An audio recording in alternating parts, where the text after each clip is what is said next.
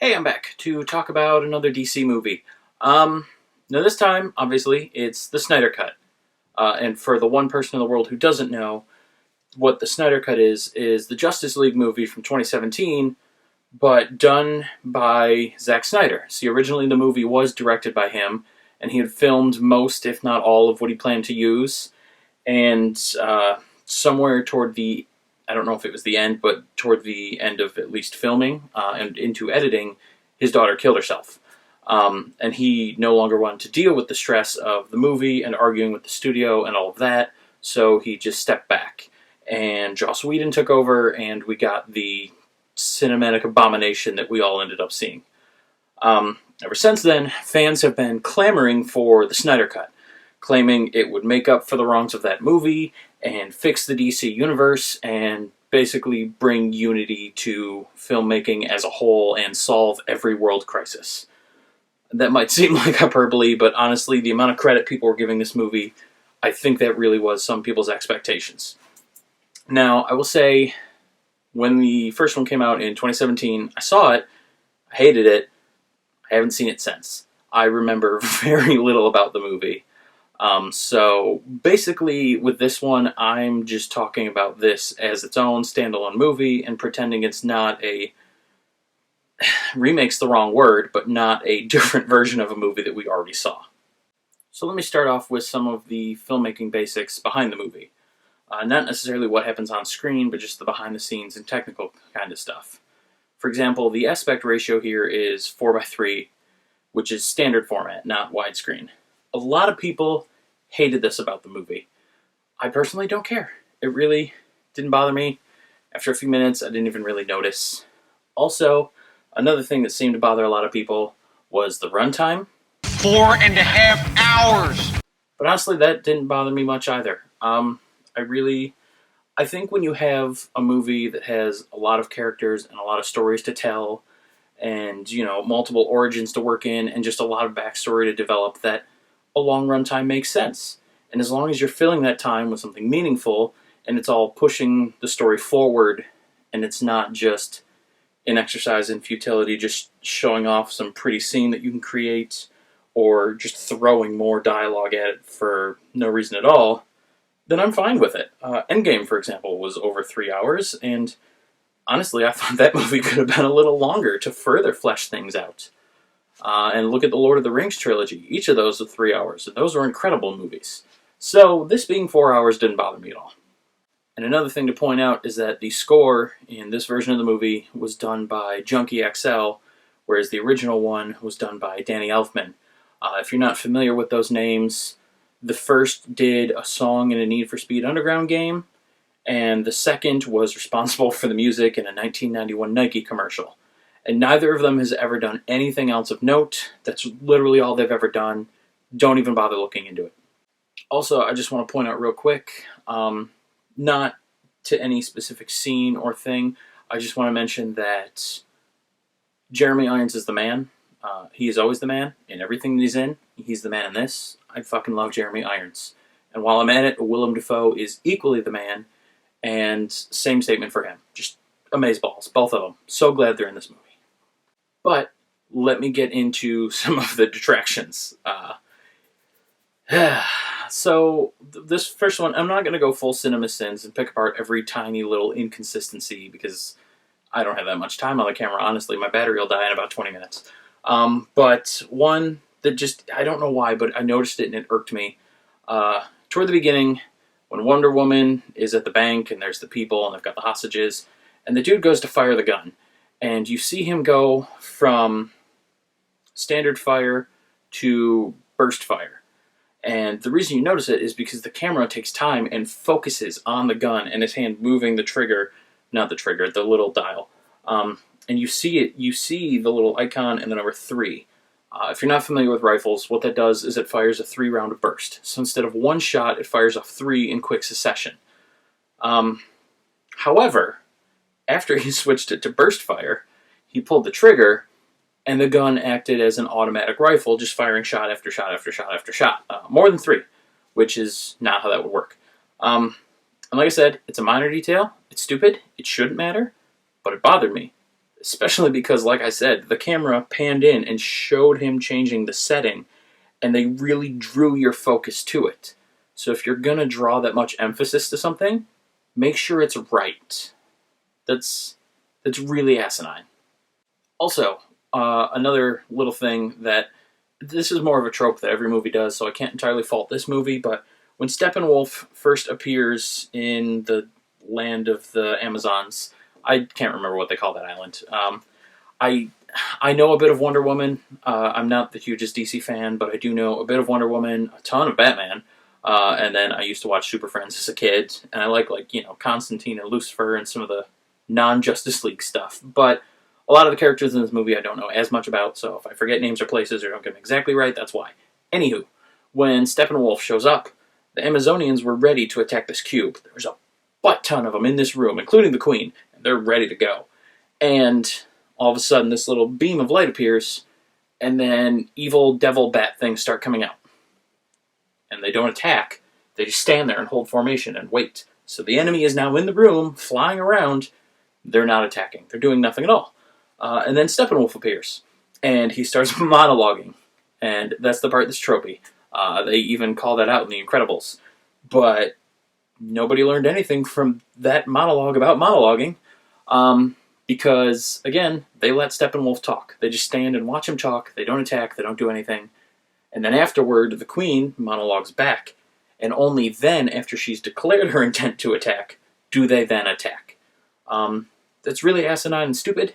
In an actual fight to the death, where your life is on the line and you're trying to defend yourselves, you're not going to wait for the person attacking you to talk. You're going to fight back and kill them as quickly as possible. And actually, another gripe further in that scene, when she finally realizes it's a lost cause and she has to get out of this temple thing, she takes the box and she goes to run away, and she says, ready the hammers, or whatever. And they start smashing these poles that will then drop walls and seal off the room, and she can escape and the enemy will be stuck in the room. First of all, when they smash these poles, it takes a while for those walls to drop. I don't know what kind of delay system they have rigged up, but from what I can see, it's poles under a stone wall. As soon as those break, that wall should be dropping. So right off the bat, that's stupid. But the people smashing the poles to release the wall are standing on the inside of the wall. And when they smash it, they then just stand here, wait for the wall to drop, and are now trapped on the sealed side of the thing, and are sentencing themselves to death. That makes no sense. All you have to do is stand on this side, smash the pole, watch the wall fall, wave, and then walk away. Super easy. It could definitely be accomplished from either side of the pole. There's no reason they had to be on the inside and sacrifice themselves. And there were 6 poles that had to be broken, so theoretically you just sacrificed 6 warriors. And shortly after, the enemy breaks out of the sealed room, and they have to fight him again. I bet they really would have liked to have had those extra 6 warriors. So it was just really stupid and unnecessary. Not even from a movie standpoint, but just from a logical, physical standpoint. No one would do that way, because it's absolutely asinine. And then there's the mother boxes. They kind of explain later on how one ended up in people's custody. So, story-wise, they made it make sense, but I just hate the convenience of all the boxes being where the heroes are. I guess the Atlantean one and the Amazonian one makes sense because they only have one kingdom each. But the world of man is massive. It's the whole world. So, that box could have been anywhere. Why did it have to be in a lab where one of the heroes was, and tied to one of the heroes? Why couldn't it have still been buried underground somewhere? There could have just been an old house on top of it and no one knew where it was. That would have been more interesting to watch both the heroes and the villain try to find it at the same time when no one has a clue where it is. It would have been like a race against the clock and this mad search with very little clues, and it would have taken all of Batman's investigative work, proving that he is the world's greatest detective. They could have utilized him better to find the box, but they didn't do that. It was in Cyborg's closet, because of course it was. And that's just, it's lazy and it's convenient. And like I said, they explain it in the story. It was found despite none of the rest of the Knights Templar treasure ever being found. But it was found by the Nazis and then captured by the US government, and then eventually Cyborg's dad at Star Labs found it, blah, blah, blah. Speaking of Cyborg's dad, quite sidebar here, that actor, who was also the father in God Friended Me, great actor, love him. But yeah, the convenience of the box, it was really annoying. I don't like it. I hate plot conveniences like that. Just write more conflict into your story. Stop making things so convenient. Another tiny quick gripe, Aquaman always rips off his shirt before jumping in the water. Where the hell does he keep getting shirts? Every time you see him, he's wearing another shirt, but then he takes it off and throws it away. Where does he keep getting more? He's not bringing them to the surface with him. There's not a stockhold of human shirts down in Atlantis. Like, where are they coming from? Again, it's a weird, nitpicky, stupid thing, but where? They keep manifesting, and I want an explanation. Speaking of tiny, nitpicky things, at one point, the first time Barry Allen does his slow-mo thing, you hear a couple piano notes. And it genuinely sounds like they're about to go into Welcome to the Black Parade. And they don't. I'm sad because I really wanted them to go into that song. It's a really good song. So as much as I love Junkie XL and his scoring ability, at that moment, I didn't want his score. I wanted My Chemical Romance. Disappointed, so on that. Also, the Mercedes product placement in this movie was nuts. When you see Batman and Barry Allen and they get into his fancy, insanely flashy Mercedes car that doesn't even look like a real car, I mean, it's cool looking and it's fun and all, but I want the Batmobile. And when I first saw that, my initial thought was, if I don't see a Batmobile later in this movie, I'm going to be so pissed. Luckily, you do. But still, I don't need Mercedeses everywhere. And then, of course, Wonder Woman in, I think it was the very next scene, is also driving a high-end Mercedes. It's just too much Mercedes. Like, we get it. You're the product that helped pay for this movie, fine, but it doesn't need to be everywhere. This isn't Wayne's World. Oh, yeah, another minor thing that's really annoying. No one knows how to bury things in this movie. First, when you see the Knights Templar originally burying the box, they dig a hole that's maybe 3 feet deep, drop the box, and just kind of push dirt.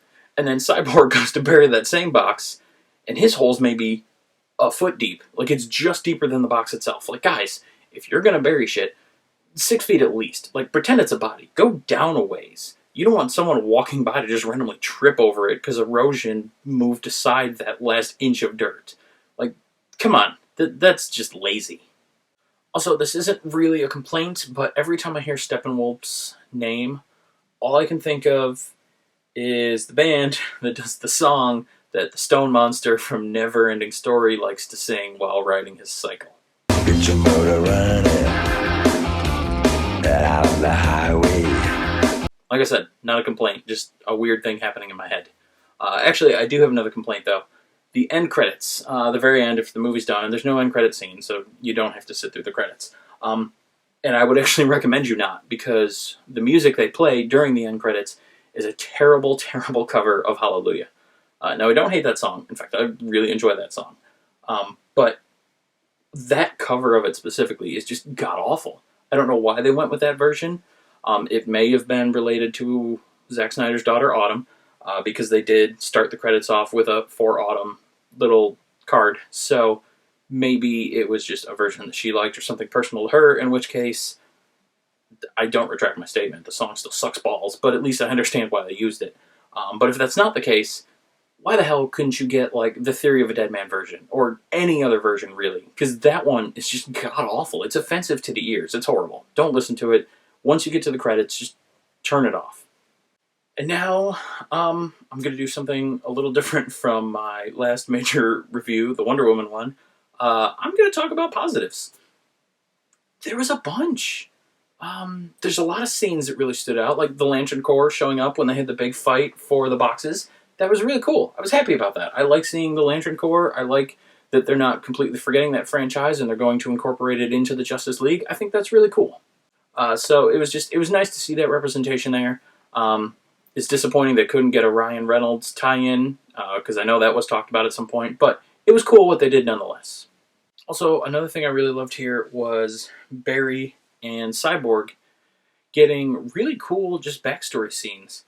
They both got a lot of character development, and they matter more. Like I said, I don't remember much about the first movie, but I seem to remember them just kind of popping in out of nowhere. They weren't really introduced as much. They didn't get any real backstory development. They were just kind of there. And here, I feel like they were given not only a lot more story, but a lot more to do in the movie. Even the ending. I remember in the first one, after Superman came back, they then had to basically sideline him again just so he wouldn't immediately end the fight with Steppenwolf. And here, that wasn't the case. He came in and he kicked Steppenwolf's butt, sure, but it was really Barry and Cyborg that saved the day by doing the whole cube unity separation thing and the power charge and all that. So it was really cool how the characters were made more important and incorporated more into the story. I like that they had a lot more to do here. Also, speaking of characters that just got changes, I do love that this movie kind of undid the Batman vs. Superman thing, where when Wonder Woman showed up, she was just the ultimate badass. In their final fight, you'll notice that she never actually took a hit. I think at one point her shield got knocked away, but that was about it. She never got punched. She never really took a hit. She never seemed to falter at all.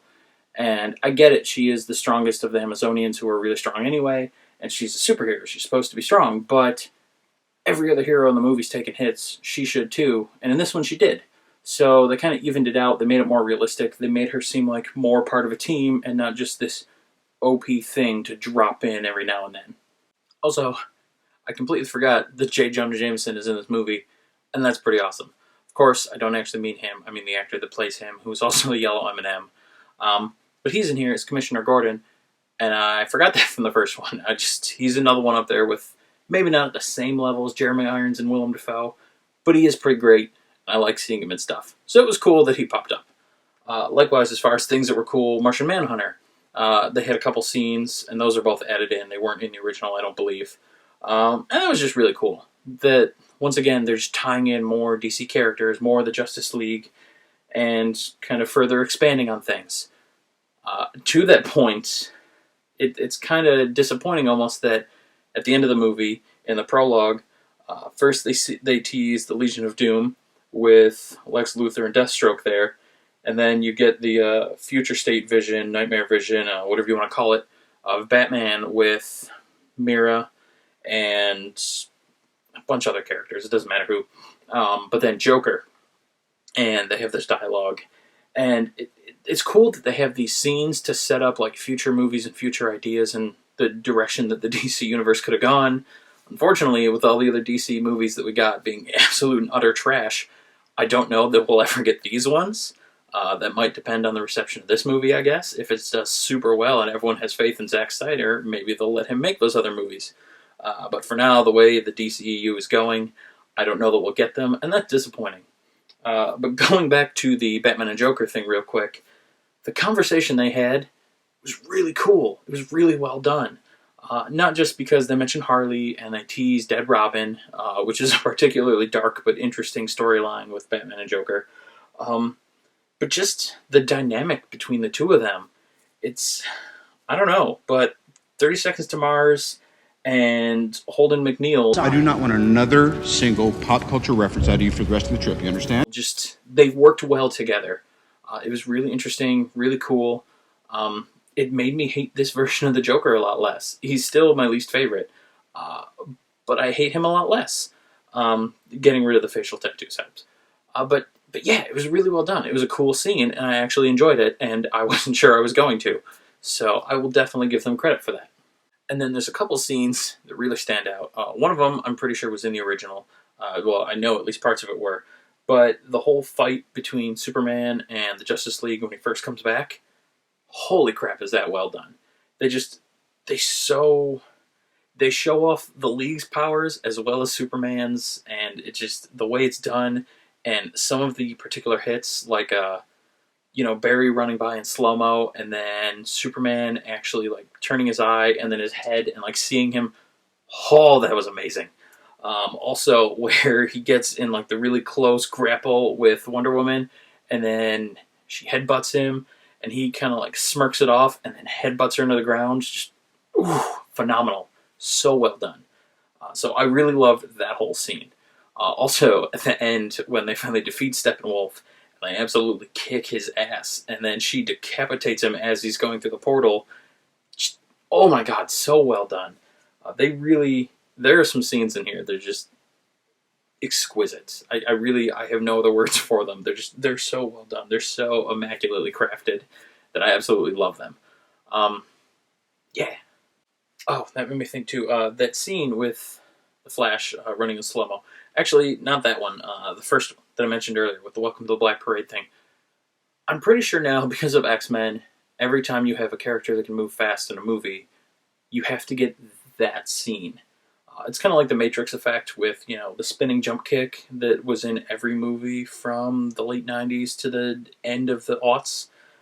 This is going to be that, where you're going to have that slow-mo run and everything is frozen around them and they're pushing things in the air. I mean, Sonic the Hedgehog did it, and obviously both of the X-Men's and a bunch of little other cartoon and kid movies did it, and just as parodies and spoofs, and it's been done and done and done and done. So of course it was done in this movie. And I don't hate it. The scenes look cool. I wish it wasn't done as frequently. Like, I'm not saying this usage of it didn't need to happen, just some of the other ones didn't, because it's definitely an overdone effect. So while it looked cool, it didn't look as cool as it could have, considering how many times I've already seen it done. And honestly, I think that's the end of the stuff I have to mention. Really, overall, I was going in fairly sure that this was overhyped and still going to be a mess. The first one was so bad, and I mean, Suicide Squad was really bad. Batman vs. Superman was atrocious. Wonder Woman 84 is the worst pile of movie shit I've ever seen. So I assumed this was going to be another DC movie that shit the bed. And so going in, my expectations were nothing. Especially because the amount of hype this got, I thought it was going to go the way of, Cyberpunk, where just people were so hyped that if it was anything less than absolute perfection handed down by Jeebus Christe himself, that no one would accept it. And I mean, it certainly wasn't the level of hype that it got. I mean, people made it sound like this was going to be the end-all of movies. Like, this was going to be just Citizen Kane and The Shining and Casablanca and everything just rolled into one. Like, the greatest thing you've ever seen. And obviously it wasn't that. But it was a lot better than I expected. Honestly, this was, and I can definitely say this with confidence, a good movie. Like, not even good for what it was, just plain good. All 4 hours. I was never bored. I actually enjoyed what I was watching. I was engaged. There was a lot of scenes that really stuck with me. There's a lot of cool stuff. I didn't even take as many notes to talk about or complain about as I thought I would, because I was just kind of wrapped up in the movie. So, yeah, I was pleasantly surprised. Like I said, going in, I didn't expect much, but I thoroughly enjoyed this. So if you're on the fence at all, I'd say give it a go, because you're probably going to dig it too. And if you're a DC fan, or if you're one of those crazy people that actually liked the first movie, oh, you're going to love this one, because they just expanded on so much and made it so much better. So yeah, I think that's all I have. Definitely check it out. It is a good movie. Again, it is 4 hours. It's a long haul, and by no means is that a detractor. It uses those hours wisely. It's well done. Just plan on that amount of time. Make sure you really carve out a weekend or something. And okay, I have all this to dedicate to it. Because it's not one where you want to watch it in a chunk, then walk away, forget what you're doing, come back the next day, or even just hours later. You want to do it all in one go. So yeah, give it a shot. I think you'll enjoy it. And unfortunately, I don't have to crap all over this one, so I doubt I'm going to get nearly as many views as my Wonder Woman video, but I just want to talk about it because it was a surprisingly good movie. Good job, Snyder.